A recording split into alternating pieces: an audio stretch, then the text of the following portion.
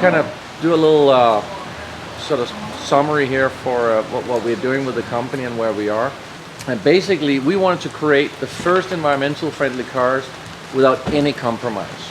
So it's really a vehicle. Of course, we're going into a certain price class, and the idea about going into this price class is that we don't come in with a vehicle where we charge the consumer extra for the powertrain and everything else we put in the car. So it should be a vehicle which, hey guys, it should be a vehicle which is priced accordingly to what you would expect from a $100,000 car. But the whole idea about the vehicle was to create an environmental friendly vehicle which again has no compromise to the consumer, and that is about the essential of the vehicle. What is the essential of a car? It's about freedom, and freedom is range to go as far as you want whenever you want. So we kind of took a look at, well, how does consumers really drive their car today? And of course the type of consumers that we want to get to. And when I sit in the traffic jam, and whether it's in California or New York or wherever it is, Los Angeles, you still see a nice Porsche Panamera Turbo with 500 horsepower next to you, and he doesn't go any faster than you do, but he likes that car. He likes to be in that car because, you know, it's a beautiful, nice car. And that's really what the Karma is about. It's about sort of reacting to how do we actually commute and drive today. And that's why we chose to have it go about 40 to 50 miles in electric. The average commute in the US, by the way, is 29.5 miles. You can look that up on the official government website. So as long as you have more than 30 miles, we feel that's kind of the ideal battery size to carry around and to commute to and from work without using a drop of gasoline. Then if you want to go far, obviously once you run out of electricity, a gasoline engine turns on and creates electricity while you're driving. So the gasoline engine in this case is not connected to the wheels. Now that's the powertrain, but apart from that, we looked at a couple of other things that we felt was necessary to create a new brand. Part of it was we wanted to be an environmental friendly brand as a whole, so it's not just about the powertrain, it's also about other features such as, when you look at the exterior, the solar roof, world's largest curved in two direction. It was about the interior offering reclaimed wood, and it was about our dealers using solar signs and not building huge buildings, but using existing buildings and local materials. So we kind of want to create a brand that really pays attention to that type of lifestyle, that people feel like if they want to show you know, their surroundings that they care, that they're part of this lifestyle, that's the type of brand and the type of car from them. Now that's a little bit about everything in the vehicle, but all this obviously doesn't help unless you have an attractive vehicle. So if you think about the Karma as this is the car that has to define the Fisker brand. And I want to just give an example of something. If you would ask somebody today what car Porsche should make to make a lot of money, you would probably say it should be the Porsche Cayenne. But that's not the car that you think about when you think about Porsche as a brand. You think about the Porsche 911. And that is an extreme strong statement that only has so much, you know, capacity in the market in terms of volume. But it allows Porsche to branch out and make a whole bunch of other cars that sells very well. So if you think about Fisker Automotive, that is our brand defining car, and that is why we made this car so radical in its proportion and its looks, because this is what we're about. We're about ultimate beauty, and we needed to create, and we wanted to create a car that was way more dramatic and way more beautiful and way beyond average in the class that we go into. So we didn't want to go in and create a car that sort of looked like a Mercedes or a BMW or an Audi or a Lexus. We wanted to create a car that was dramatic, that really showed the world that we're different.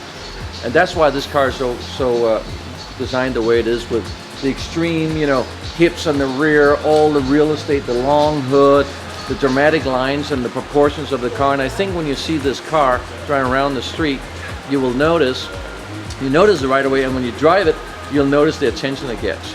Now, one interesting thing I had the opportunity to do, and you can probably only do that once, and that is to say that you have personally called all the customers that took delivery of the car. So I did that a couple of months ago when we had delivered about, I think, 150 cars or something. So I called all these customers to talk to each customer, and I probably reached about 90% of them to hear what they thought about it. And the strong statement that came back There was sort of two strong statements. One was, love to be part of this new technology. It's amazing that I can be one of the first ones to have it. Second, I love the attention this car gives. When I drive it around, people admire it. It's just amazing. I love the looks. And that's something that is sort of rare today, that you buy a new car that gets that type of attention. And that obviously is a big part of Fisker Automotive, part of what we're going to do in the future as well. Just a little few things I want to ask you when you go out and test drive this car. Try to think about, when you drive it, just kind of the last car you drove. And I know it's difficult. I've been driving the Karma for 4 months. And I can tell you, when I get into a normal car, it seems really strange. And the reason is, my body has now forgot about doing the movement when the gear shifts. So when I get back in a normal car, it feels really annoying whenever the gear shifts, no matter how smooth the car is. My body has forgot, and my brain has forgot that I need to wait 2 seconds to actually change lane until the kickdown is engaged. My body has forgot that I gotta be a little careful how I take off at the stoplight so the car doesn't kind of shake and it doesn't look elegant. So try and feel that when you drive this car. I think you can get the feeling of how smooth this car is, specifically in traffic to drive, and how when you want to react, you want to change lane, the power is right there. We didn't set out to make a track day car by any means, but we set out to make a car that actually changes the enjoyment of driving and kind of emphasizes some of the things that we all care about, specifically when we're in traffic. And that's kind of why we chose for you to drive it starting in LA. We didn't want to go out on a track. We wanted you to kind of get the feeling of, how is this car really going to perform in normal day traffic and normal day use? Also, feel how kind of tight the handling is and still fairly comfortable the car is despite 22-inch wheels. And I know it's a normal thing to think that if you put 22-inch wheels in the car, automatically it's not going to have a good comfort. But we kind of defy that in two ways. First of all, because this car has such a low center of gravity, we don't need to stiffen up the suspension unnecessarily to get a great handling. Secondly, we asked Goodyear to create special high-profile tires, which the only other car you kind of would see that on would be a Rolls-Royce, which also have very large wheels but high-profile tires. So we have done that on this car as well, which helps the ride as well when you feel it. But we also still want, obviously, a tight, good feeling of the car as you go around corners and handling and everything else. The last thing I just want to mention, and then I want to hand it over to Billy, which is head of our vehicle integration, to give you a little bit more about the technology, is the other point here is the engagement you have when you drive the car is slightly different.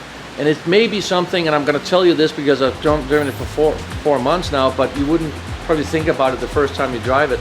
But normally when you drive a car, your engagement is, if it's a manual, you'll change gear. If it's an automatic, well, maybe it's kick down, maybe it's, going into plus and minus and do some shifting.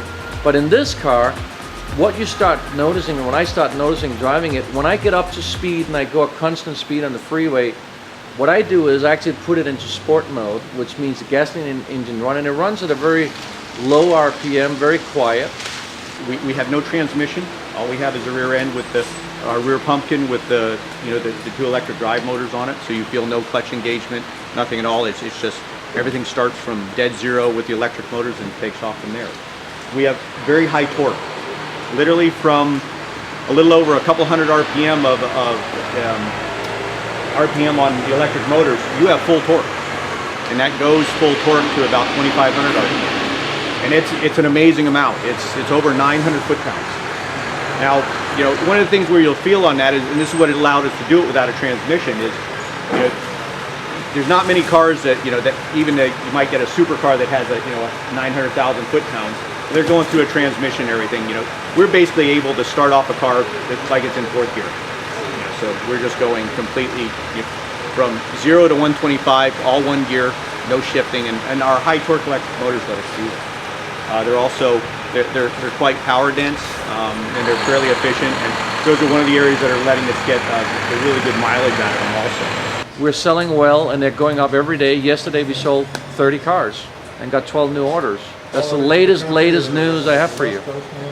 Excuse me? What areas of the country are you? All over. We sell all over the U.S. We have 45 dealer outlets. We have about 40 in Europe. And so we have close to 100 dealerships right now in between Europe and the US. We started selling in Europe as well, full certification over there. So just started selling over there as well.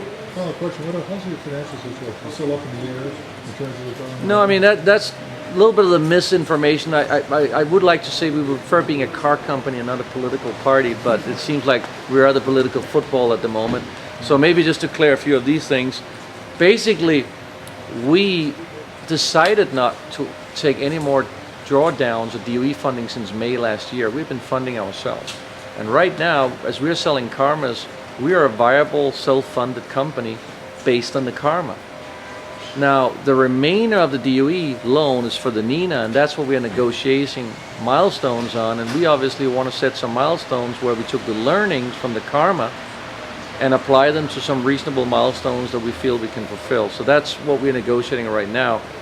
The Karma, obviously, as we started that out, just for your information, the Karma is the first car ever to come out from the Department of Energy loan.